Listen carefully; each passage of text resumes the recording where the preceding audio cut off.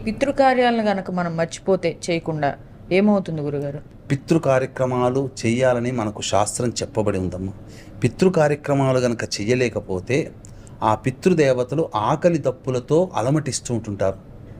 మీరు గమనించుకున్నారనుకోండమ్మా, ఇప్పుడు మనకు అనేక ప్రాంతాలు తిరుగుతుంటుంటాం. కొన్ని నగరాలలో ఆకలి దప్పులతో అలమటించే వాళ్ళు ఒక చోట కనబడుతుంటారు. ఇప్పుడు సౌత్ ఆఫ్రికా అటువంటి కంట్రీస్లో చూశారనుకోండి, అసలు దుర్భరమైనటువంటి క్షామము, ఆకలి దప్పులతో అసలు తిన్న తిండి కూడా లేదు, ఎన్ని రోజులైంది వీళ్ళు తిండి తిని అని చెప్పి బక్క చిక్కిపోయి అస్థిర పంజరంలో పిల్లలు కనబడుతూ ఉంటుంటారు. ఎందుకో తెలుసా అమ్మా? మానవుడిగా పుట్టినటువంటి వ్యక్తి మరణించిన తర్వాత ప్రతి నెల పిల్లలు వారసులు చేయాలి పిండ ప్రదానం.